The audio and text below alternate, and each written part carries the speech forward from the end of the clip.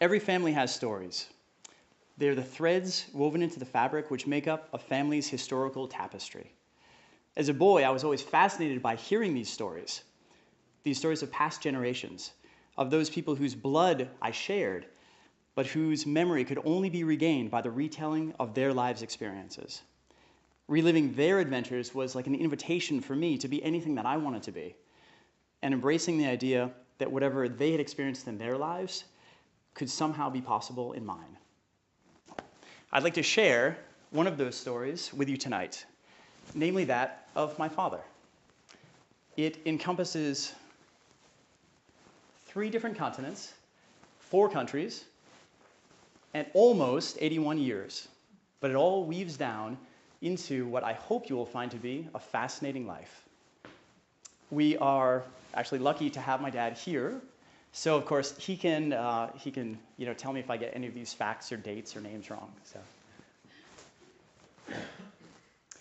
now my dad's journey started, of course, on the first day of his life, or should I perhaps say 4 days before that, because on November 19th, 1936, Henrique Manuel de Souza Galvao was born in Almansil, a city in the south of Portugal in the Algarve. Perhaps some of you have been there on vacation. Now, he was born to a relatively poor farmer family.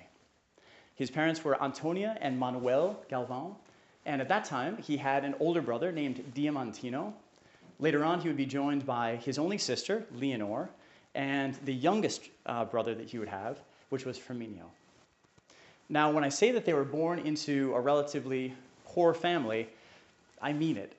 They lived in a 2-room farmhouse, and the room that the children shared was also sometimes shared by the animals when it was cold. So you could say that they lived in a state of poverty. Here's one of the rare pictures of my family way back then. My dad is over here. This is my avô, or my grandmother, and other family members in the back here. Now, I mentioned this birth date and then 4 days before. The story goes that my grandmother, after she gave birth to my grandfather, oops, a little bit skipped ahead. So the story goes that after my grandmother gave birth to my dad, she actually, within a couple of hours, was up doing farm and family tasks.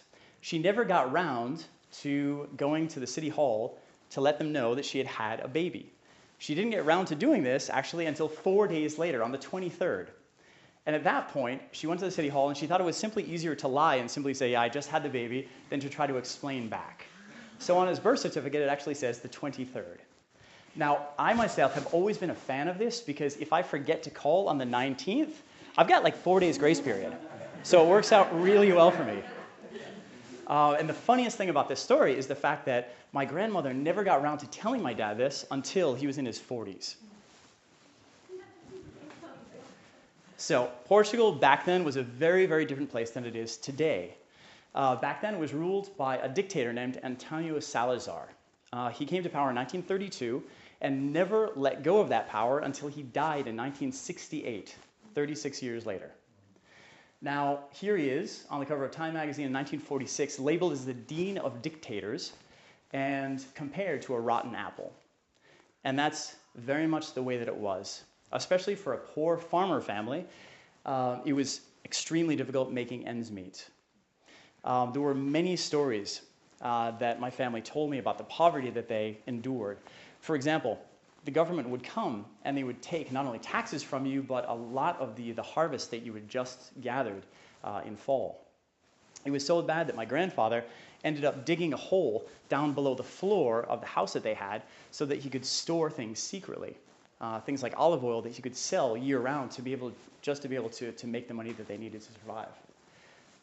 Another story that Diamantino told me was that when Diamantino, my uncle, my dad, and my grandfather used to go out in the field in this hot baking Portuguese sun all day long, they'd be working, and when noon would come around, they would stop for lunch. But very often they had so little food, sometimes they would only have one sausage between all 3 of them. Typically, my grandfather would cut that sausage in half, give it to both of his sons, despite the fact that he was doing the lion's share of the labor. My grandmother never learned to read nor write, And by, let's say, the economic situation got so dire at one point that my grandfather decided he was going to do what most able-bodied Portuguese men were doing at the time, and that was going abroad, getting a job there, so that he could send back money to his family in Portugal. And that's exactly what he did. This is a picture of a photo.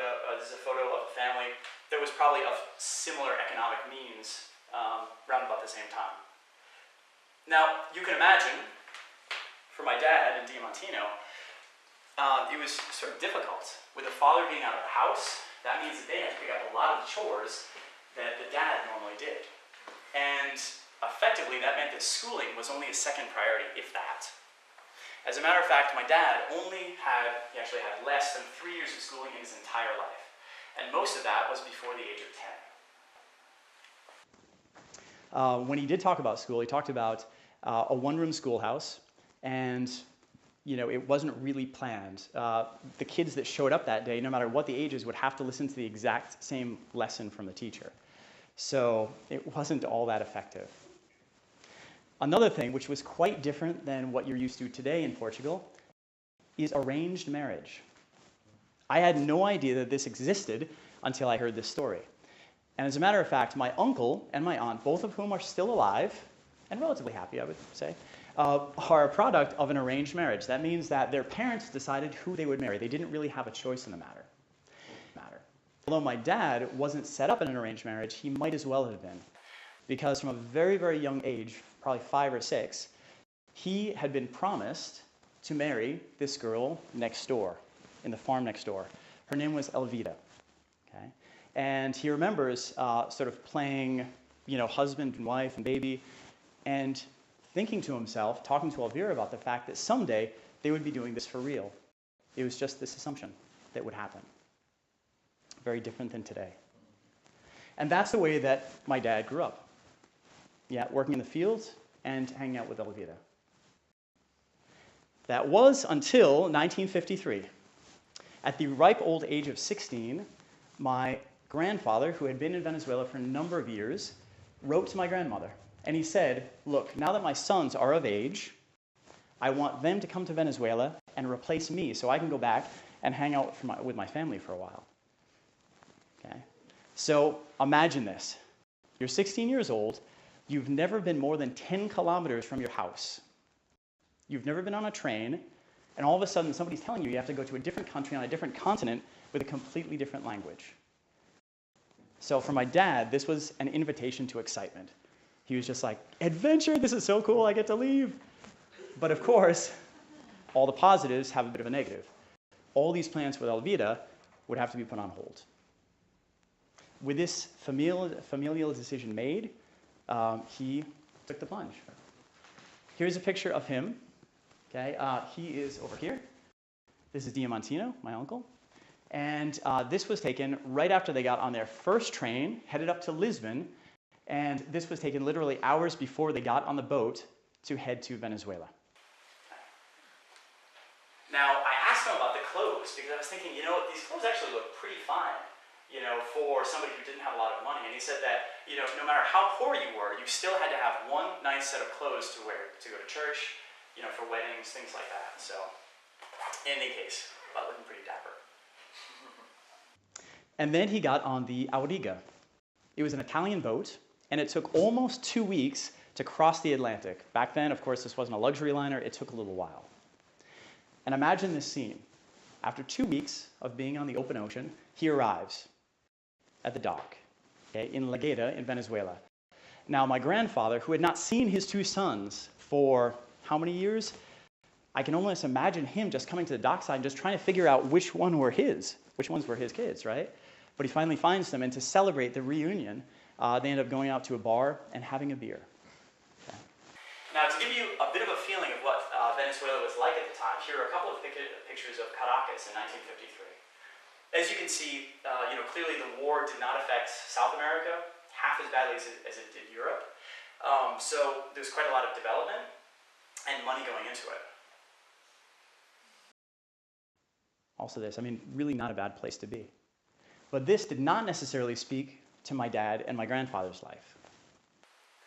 My grandfather had set up a very small brick-making factory. And when you think of factory, you can't think of big machines or anything like that. This was extremely manual labor. My dad talked about how they would take wooden bowls, put them on the ground, and pour the brick into that. Then after the bricks were fired, he would have to take them out of the oven, put them in hand carts, and then transport them to where they had been delivered. Where they had been ordered from. So you can see this. Despite the fact that this was dirty, heavy work, he still has this look of pride on his face. So I think this is pretty cool. Okay. Now, in the evening, life wasn't all that much more luxurious. He ended up going back, and his room was an old, dilapidated bus that had been turned into a room for 3 people, 3 of the workers at the factory. That's where he slept on these hot Venezuelan nights. Well, after 6 months of my grandfather having settled in his 2 boys, he was like, I'm out of here, I'm going back to Portugal. So he leaves, and this is the point in time that I'd like to stress one of the things that appears and reappears in my dad's life. The idea of reinventing oneself. Reinventing yourself, when you don't like the conditions around you, you basically reinvent them to fit your idea of where you want to be. And this is exactly what he did. So he quit the job pretty much as soon as my grandfather left. He was like, nah, I'm out of here too. And he picked up a job that was a little bit better, right? So he was basically, he got this job on a bicycle, and he would ride around and sell either bread or ice cream. A bit more respectable, definitely cleaner work. And you can sort of see this look of pride on his face again, right? He told me this one story about this where he said that one day that was extremely hot, he was like, wow, you know, I don't have that many sales. I might as well just have a scoop of ice cream. So he started, had a scoop of ice cream, and then after a little while, thought the same thing again, had another scoop, and by the time he went home, or went back to the office, so to say, it was difficult to actually pay out all the product that he'd eaten. But in any case, he was moving on up. But it didn't stop there. He decided that if he really wanted to sort of make something of himself, he needed to have yet a better job. And he was thinking being a waiter in a hotel was a great way to do that. So there was the Grand Hotel Bolivar in Ciudad Bolivar. Now, in doing research on all of this story over the last couple of years, one thing that I realized is that this hotel and the next hotel I'll mention were actually pretty famous places. This is where presidents would go, movie stars, when they went to Venezuela. So this was not a bad place to actually have a job as a waiter. And it was so funny. As I was going through this presentation with my dad today, he mentioned a story I had never heard before. This guy, okay, and him were friends. Okay, so my dad here on the left, and these guys were friends. So they're walking through this garden in the back of the hotel, and apparently there's this beautiful woman from Trinidad. Okay, so my dad starts chatting her up, and he says that he's pretty much on the way to convince her to actually go out with him, right? So I think something like he goes away, comes back later on, meets her again. So things are definitely going in the right direction, and he thinks he's going to get a date. Well, this gentleman comes out, and he's just like, oh, can you introduce me to your friends? And my dad's like, oh, sure, yeah, you know, this is him, this is her. And immediately, they fall in love. And it was for real. He ended up being the best man at this guy's wedding. So. But again, he kept on moving up. So he thought that the next best place to work would be a hotel in Caracas, the capital of Venezuela now. Okay. So, and just to give you a feeling of sort of the importance of this place, it made itself onto a stamp even back then in Venezuela. So this was a Hotel Tamanaco, and here are a couple of pictures of him there.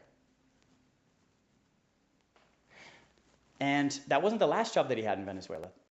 He decided that he wanted to go into business for himself. Again, taking a step up and reinventing his circumstances. He bought an old truck and drove out to the farmland, generally where farmers couldn't didn't necessarily take their produce into town. He would buy the produce there and then bring it into the farmer's market and then sort of resell it almost as a wholesaler to the people selling vegetables.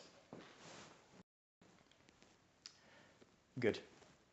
Well, I'd like to take a bit of a political sidestep at this point and talk about talk about these guys, because it's difficult to talk about this time and this epic without thinking about the political ramifications. After all, this is the 1950s and 60s where tons of revolutions are happening in Central and South America, right? And two of the most important players in this were these guys, Fidel Castro on the left and Che on the right. And it just so happens that my dad has this tendency to sort of end up running into people, relatively famous people in his life. And these were some of the, well, I'll tell you a story. So in any case, one of the hotels that my dad was working at was the place where Che had organized an event to drum up support for his cause. Ends up that my dad ended up talking to Che for a little bit. Also at that event was Fidel Castro's sister, who was gathering money for her brother's own revolution. And just in case anybody's here from the US consulate, I should probably not mention that he donated 500 bolivars to her cause. Just forget that I said that. So. And speaking of politics, he also lived through a coup d'etat. On January 23rd, 1958, there was a revolution in Venezuela. He ended up working at the Hotel Tamanaco at the time, which was only about a kilometer away from Miraflores, which was the presidential palace where the dictator was overthrown. So he saw scenes like this up close. And when I asked him about this, he said that, yeah, it looked very much like this, and pretty much the whole city was shut down. Your goal was just to keep your head down and not get pulled into trouble. And then there's this gentleman. So coincidence, as you'll see, plays a very driving force in my dad's life. And this was one of the first ones. So there's a lot of coincidences, similarities between this gentleman and my dad. Number one, they're both Portuguese. Number two, they both lived in the same place in Venezuela at the same time. Number three, they both share the same name, Henrique Galvao. The main difference is this gentleman was a Portuguese revolutionary, and his goal was to overthrow the government. And he did that in the following way, or he tried to do it in the following way. He gathered a whole bunch of like-minded thinkers, Portuguese revolutionaries and Spanish revolutionaries, and they wanted to hijack a boat, the Santa Maria, which was a Portuguese cruise liner. So in 1961, they did just that. They went to La Guaira in Venezuela, and they boarded the boat. They pretty much overpowered the crew, but they did it in a way that I think only one person got hurt, right? It wasn't sort of like today where tons of people get killed or anything. So one person got hurt. Otherwise, they pretty much just took over the ship, and then their goal was to go radio silent so that nobody could find them. Instead of going to Portugal, they would reroute the ship to Angola, where they would pick up more revolutionaries, then head up to Portugal to overthrow Antonio Salazar. And they got pretty far. For about 3 days, they were completely radio silent until the Venezuelan authorities asked the US government to say, hey, can you look for this ship to figure out where these guys are? So here's a picture of a US plane. Having found the ship, they sort of recontacted the ship, and they convinced Galvao that there was pretty much no place to go. He said, okay, that's fine, I'm going to give myself up in Brazil. They were like, okay, that's fine. So he went there, and he actually got away pretty much scot-free because the Brazilian authorities ended up welcoming him with open arms. Okay? But that is not where the story ends. Because my dad just happened to be driving up to La Guaira on the same day that Henrique Galvao tried to hijack this ship. And it just so happens that my dad's uncle also wanted to go up to La Guaira because he was going to go on a ship. Ends up that my dad's uncle had like 3 bags with him, and he asked my dad to help carry them. So my dad said he picked these things up, threw them in his car, and the last one was this relatively large duffel bag that had metal inside.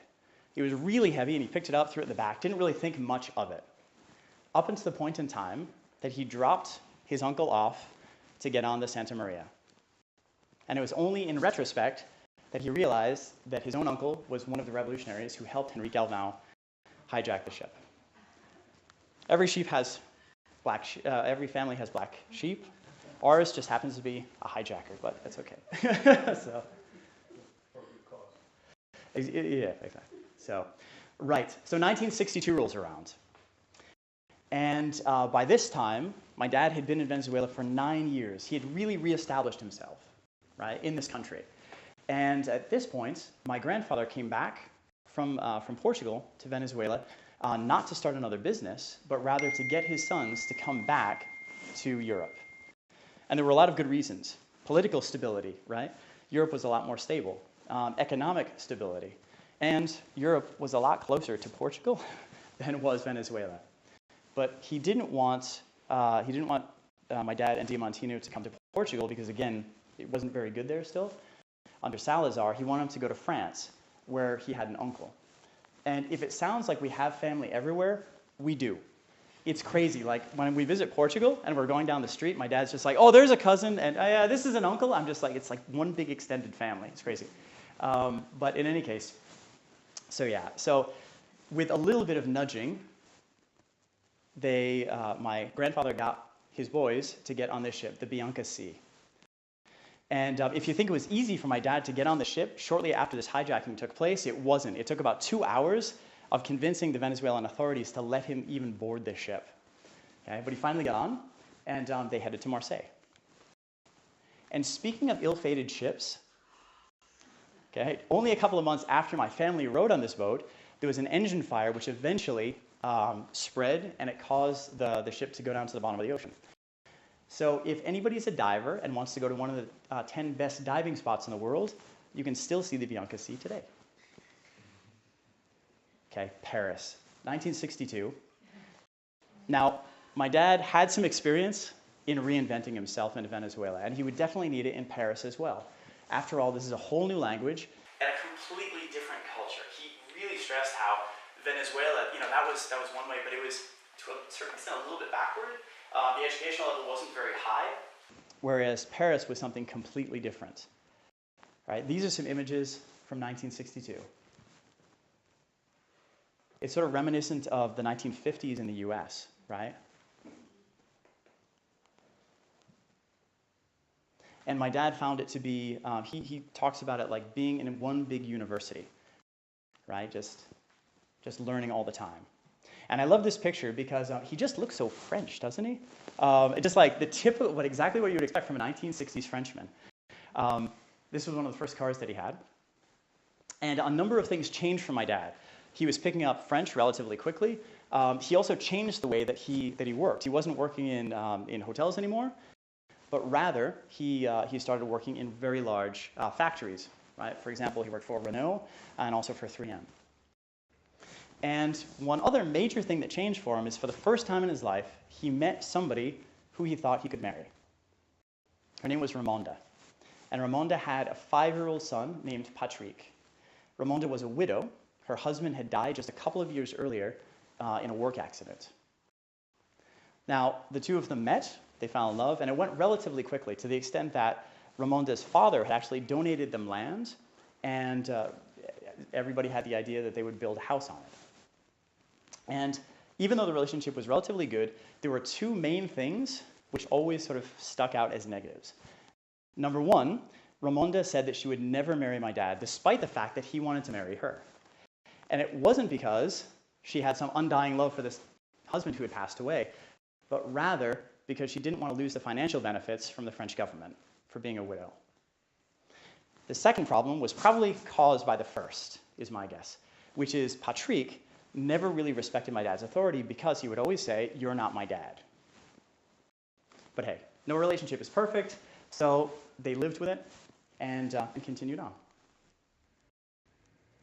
I love old cars, so I wanted to throw up a couple of photos of these. And does anybody recognize this one up here? So it's a 1957 Panhard. And a bit of a funny story about this. My dad said that one icy morning when he was driving to work, he was going around a curve, and he basically slid off the road in this car and had a rollover accident in this field. Now, this was well before the day of mandatory seatbelts, so he was being tossed and turned within this car as he was, as this thing was rolling around. When it finally landed, he was able to sort of come to, took a look at himself. He was like, okay, nothing's too broken. Nothing was too broken on the car, except the fact that the windshield was completely gone. And he was just like, this is really strange. What is this? So he got out of his car and started looking around, and then found, some distance away in the field, this windshield was laying there as if it had been carefully placed on the ground. Not a scratch on it, no cracks, nothing. So he picked it up, put it in his backseat, and got it reinstalled. So, and time moves on. 6 years after he comes to France, he decides to go on a vacation. For the first time, he has the time and the money to go back to Portugal. 15 years after he's left. So he takes Raimonda and Patrick. And of course, they're welcomed with open arms from the family. And one day, of course, you know, who's been to Portugal here? Okay. So of course, you go to the beach, right? He took the family to the beach. And off in the distance, he sees a family. And he sort of recognizes the family. So he makes his way closer. And then he recognizes this is the family who lived next door to him in Portugal. So he goes up, hasn't seen him in 15 years, so he starts greeting everybody, saying hello, and then is just awestruck by this woman who's sitting in the middle of them. And this is exactly who you're thinking. This is Elvira. Bit of an awkward situation. So he sees Elvira, and he introduces her to Raimonda, and the group hangs out during the day. All fine, no cat fights, nothing like that. And but this wasn't the only coincidence. In the next couple of days, he runs into Elvira a couple of times, but this time alone. And as you do, they start talking about the past 15 years, right? After all, they were supposed to be together. So they're talking about their lives. My dad tells her about his life, and you know, both the positives and the negatives with Raimonda. And then she tells him that she has recently moved to New York City to start this dream of a life in America. But she's divorced, has 2 kids, but she's recently divorced. Well, you probably see where this is going. So both of them are wrapped up with this idea that this is not just coincidence. This must be fate, leading them back together again, right? So they part ways. My dad goes back to France, but within a couple of weeks, he tells Raimonda that he cannot be together with her anymore. Instead, he moves in with his brother and writes Elvira. And then he buys a ticket on none other than the Queen Elizabeth. And it wasn't just any trip on the Queen Elizabeth. This was the very last trip of the Queen Elizabeth that she ever took. Okay? Again, these just funny coincidences come in. So he says that it was an absolute party the entire way over, right? Because this was the last trip of this famous ship. So it was champagne, cake, all this time. And one of the coolest things, at least for me, with the fact of this being the last time that it traveled, was the fact that there are lots of pictures of it coming into New York Harbor. This is one of them. And my dad says that he remembers, as they're coming into New York Harbor, looking out at the Statue of Liberty and the Empire State Building and just the grandeur of New York City that he'd always heard about, but never dreamed about coming and seeing in real life. And on some of the other pictures, you know, he looked at it and he was just like, I'm one of these guys right over here, which is pretty cool. Reinvention. Talking about reinventing himself, it's a really good thing that he had all this experience, because this was going to be the biggest challenge of them all. Portuguese, Spanish, French, they're all sort of related Romance languages, but English is something completely different, isn't it? When he left France, he had signed over the land, the house, and most of his belongings to Raimonda. So he had very little money left, and most of that he spent on the ticket on this ship. He landed with $50 in his pocket. But it was no problem because he had this contact, right? Elvira.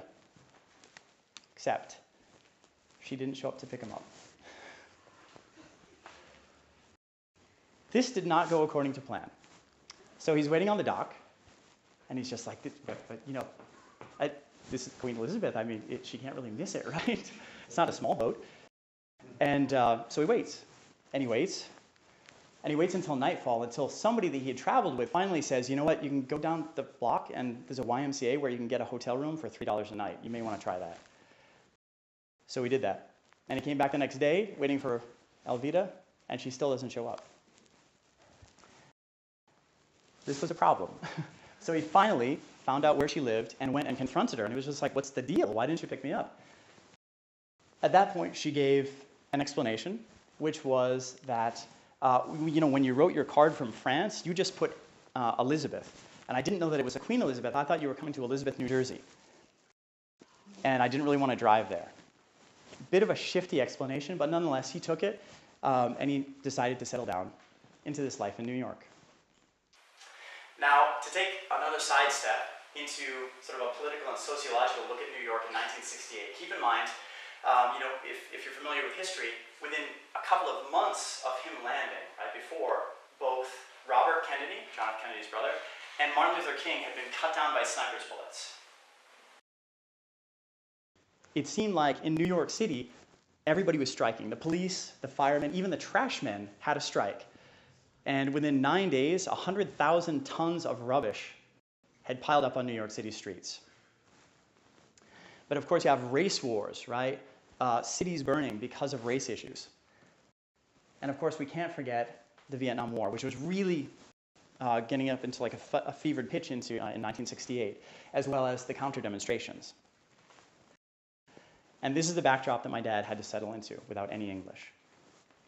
He got an apartment on Sullivan Street, and I was lucky enough to go to New York earlier this year, and I sort of retraced his footsteps, went to a lot of the places that he went to, and his apartment was in this building over here. And what's probably more important for everybody here is that if you follow the street up and look up here, you can actually see this building. You may recognize it as One World Trade Center. He actually told me about going to work in New York City, and each day he would peer down into this ginormous construction site that went down up to 14 stories, right? Because this eventually would be the two towers that would be the two tallest buildings in the world, the World Trade Center. Now, I mentioned my dad had found work. He had a couple of major disadvantages, right? He didn't speak English, and he didn't even have a high school degree. So what do? Again, coincidence plays a role. He meets somebody from his hometown in the Algarve, in New York City. His name was Benjamin. And now Benjamin, he knows New York City like the back of his hand, and he had made a bit of a business for himself, bringing donuts and selling them to Portuguese stores, okay, because he knew Portuguese and a little bit of German, strangely enough, but no English. So he would sell these donuts each morning to these Portuguese stores in New York City. So he knew New York well, but he didn't know any Spanish. And that's where my dad came in. My dad was like, well, great, I know Spanish. There's a lot more Spanish-speaking stores here in New York. Why don't we join forces? You can drive, and I'll go around, spot new businesses for you, and I'll go in and sell to the Spanish customers. And that worked out perfectly, until Benjamin was sick, and then my dad had to drive, and he said that even the orders that he got like the day before, he wouldn't remember where they were, so he'd just get lost. But that was a rare case. So in any case, that business worked rather well for him. That's right, and in the afternoon, they would go make the same round and sell all things like toiletries, everything from toothbrushes, towels, things like that to these same stores. So things were sort of looking up until the point that he got some crushing news. And this was the fact that a friend came to him and he said, Elvita that you're dating, I think she's dating somebody else. And not only is she dating somebody else, but it's a guy that actually lives in her building. And not only is she dating this guy in her building, but this guy is the uncle of the guy that she divorced. So my dad was just like, what is that, right? So he goes and confronts Elvita about it, and she basically breaks down. And she says, when we met on the beach, I was convinced that it was fate. And I had that relationship, and I was going to end it. But when I got back to New York, and I was alone with this guy, I couldn't do it. So my dad ended it there and then. Heartbroken. Bless you.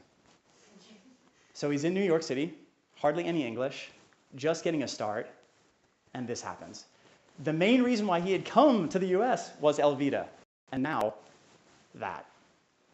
So what is he going to do? Does he go back to Portugal, go back to France? He hardly has any money saved at this point, right? And he and Benjamin talk about this. What should he do? And finally, on February 7th, 1969, he makes a decision. He walks to a travel agency and he buys a one-way ticket to Marseille. He's going to make a new life for himself in France, but different than without Ramonda. Whew, good. That decision is made, so now he can relax a little bit, but he's still pretty bummed out. So Benjamin comes to his aid, and he says, you know what you need, Henrique? If Elvira really has you down, all you need to do is meet another woman. You've only got like an extra 9 days here, 10 days. You might as well date, right? You can have some fun. So that's what they do.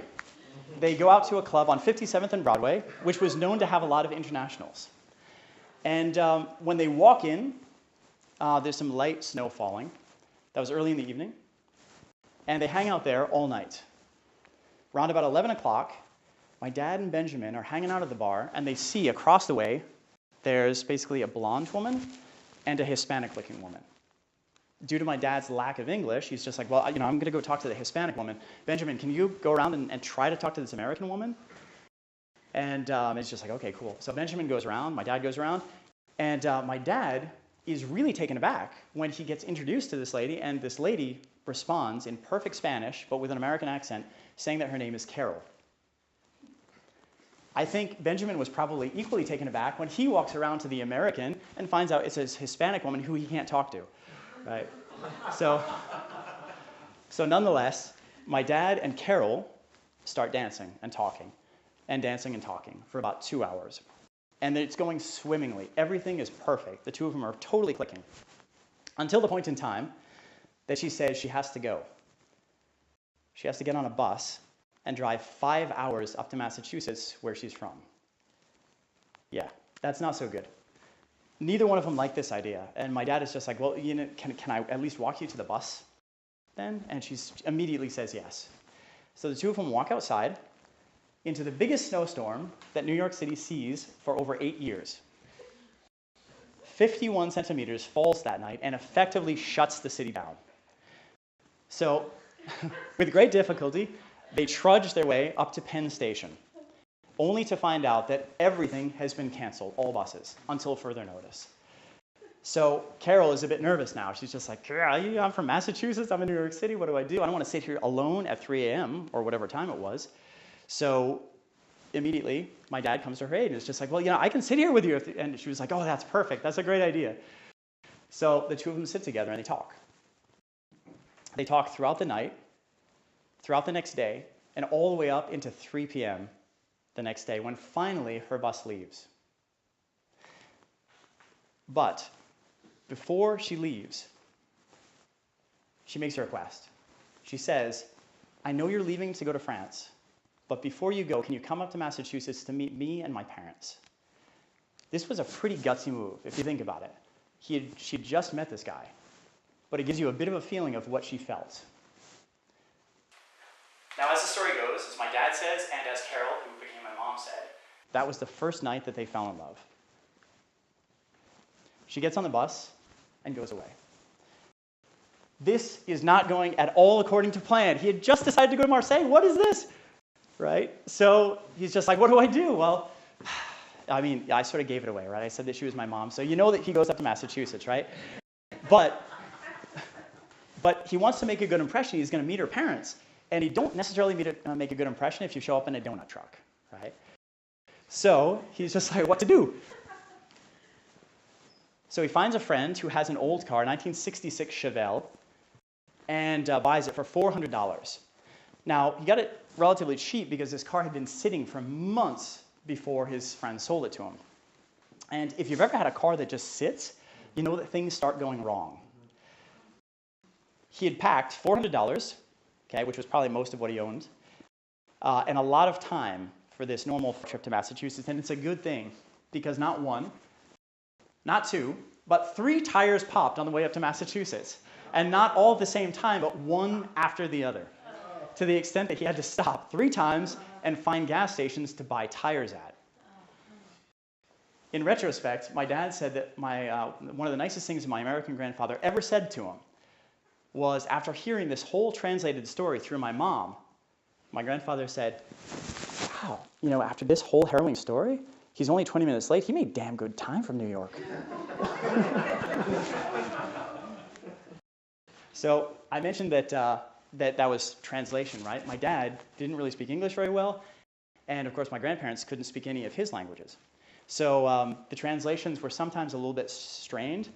His English didn't always come out exactly as it should. For example, when he asked my grandmother on one of the first times that he went over to their house, could you please pass the garbage instead of the cabbage? So, but nonetheless, they all liked each other and it worked out. And within 6 months, one thing led to another and they were getting married on August 24th, 1969. And I think you have the same tradition here that we have in the States, right? Which is at a wedding, right? You have the main aisle, and then on one side you have all the groom's guests, and on the other side you have all the brides, right? Well, this was in my mom's hometown, so this whole side was filled with family, friends, well-wishers. And on this side it was filled with Benjamin. And that was it, just Benjamin. And seeing this really awkward situation, the minister came out and he was just like, could I please have a number of the bride's guests just come over and mix and mingle with the groom's guests, please, just to get to know them a little bit better? So, right. So talking about this not going according to plan, I mean, he had never imagined this a year before, right, that he would be settled down in Massachusetts, married to an American, of all people. So he reinvents himself. He figures out, he sort of reshuffles these building blocks of language and culture that he has within himself and figures out that he wants to cater to the groups that he knew best, Portuguese and Spanish. There were large expat communities in this area. So he started opening up a grocery store which catered to that, called Casa Nova, right? And my family and I were lucky enough to go back with him last year. And again, we retraced his steps in New England, right, to sort of take some pictures of these places. And not only that, but knowing the difficulty that a lot of people have in learning languages, he bought into this service, right, where you could buy this whole contraption, an old record player as we remember them, right, as well as language courses, catering to Spanish and Portuguese who are trying to learn English. You could do it all from your home. And then time moves on. 1976. And in between that time, he has 2 incredibly wonderful children. And then, I'm just kidding. And in 1976, he decides to take a pretty big step for him and get the American the citizenship. And not on just any day, but on the bicentennial, July 4th, 1976. And it was pretty cool because of this and because he was in Massachusetts, he actually had a couple of pretty famous guests. Okay, here come the politician things again. So a German actually was there, the US Secretary of State, Henry Kissinger, okay, as well as Ted Kennedy, okay, John F. Kennedy's brother. And here you can see, this is a letter from Ted Kennedy, sort of as a congratulations, and here's one from the president. Now, to be fair, it's not that my dad was that famous that he actually knew the president. I think this is something that he did just because it was a bicentennial, but nonetheless, these are 2 letters that my dad has. And now we'll move the timeline on quite a bit faster. 1980 rolls around. And again, being in touch with the Portuguese community, he finds out that music is extremely important to them, and they're not getting the Portuguese music that they need, right, that they would consume. So he decides to start a company called Henda, Henrique and Danielle, his partner. Henda Records. And the main idea is to take Portuguese music and Portuguese stars, bring them from Portugal, and have them tour around the expatriate communities in the US. Pretty good idea, right? Well, then he gets into a tail wag the dog situation. Namely, that he figures out there's actually a lot of talent in the Portuguese music community in the US, right around where he is. Why doesn't he get those guys, put them into bands, and bring them to Portugal? And he does this. This is probably the most famous band that he ended up endorsing. He managed these guys for over 10 years. This was George Ferreira, this gentleman up here, here's my dad, and Mars. Very 80s name for a band. And in any case, so these guys toured as far as Portugal, the Azores, all around the US, California, South Africa, France, Venezuela. So, and year after year. So in any case, nowadays, George Ferreira, I don't know if anybody's sort of heard of this, anybody with exposure to Portugal, but he's sort of like a Frank Sinatra in Portugal. 1990. I mentioned how my dad has this tendency to rub shoulders with politicians and things like this, really just by chance. So he got tapped because of his connections with Portugal and America to work for things like Portuguese American magazines and things like that. And in that capacity, he ended up meeting more famous people. This is Ted Kennedy's son, Okay, so he was a senator. This is another famous senator from Rhode Island, Claiborne Pell, and this was the president of Portugal. So, and he got to interview all of these people. Here's a picture of him at the same event interviewing the First Lady of Portugal. And then he even got to meet people like Clinton up here. If anybody's interested in US politics, here's John Kerry. John Kerry's wife is heiress to the Heinz ketchup. And she's actually from Portuguese descent, so we got to interview her as well. And a picture that I just added about 3 hours ago was one that my dad just threw in. This wasn't 1990, this was about 2 months ago. But this is the current president of Portugal that my dad got to meet, just recently. Good. And time rolls on. 2000, and with the coming of this new century, my dad is looking at retirement. For years, he tries to sell his business and his home, and it just does not work. Drops the value of the house, all this stuff, drops the price, and it simply doesn't sell. Until, coincidence, he sells both of them in a single day. So, all of a sudden, again, nothing going according to plan, all of a sudden he's just like, well, now I can look at retirement, and I can go to Venezuela, to France, to Portugal, somewhere else in the US. And he decides to go back to Portugal and spend his golden days with his brothers and his sister. Diamantino had long since settled in France and led his entire life there, raised his 3 kids there and everything. But Diamantino, my dad, came back and joined their brother and sister in Portugal, and they all live in the same area now. And now we move on to this year. One thing that I like about my dad living in Portugal is that it's a lot closer than the States. So, we get to hang out with him pretty often. This is my son. And he comes to Leipzig probably like about once a year or so. This is him at L'Osteria, where we're going to go tomorrow for lunch. And he's a Red Bull fan as well. So he watches a lot of the games, and this is us at a game earlier this year. So in closing,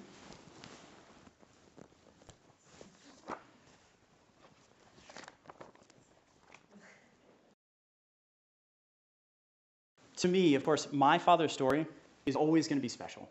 And one of the points of me telling it tonight is to record it, right? To have my son hear it, to have it on film so that we have it for generations to come. But truth be told, everybody's life, everybody here, your life is made up of a series of adventures. You may not think it, but it is. And it is to the coming generations. Whether it be your children or your nieces, your nephews, they're going to be interested in what you did, right? Just the fact that you're sitting here, you have international experience, you've moved to different countries, you've done different things. This is the type of thing that you want to record somehow. You can do it in something like this, you can do it in a journal, you can do it just by recording yourself, but what I would recommend is do it. Do it either for yourself or do it for a loved one. Because long after you're gone, this is going to be the stuff that's going to keep your memory alive. It's just sort of an invitation for you to do that, because I think there's probably no better use of your time. So I thank you very much for your time, your attention. Thanks.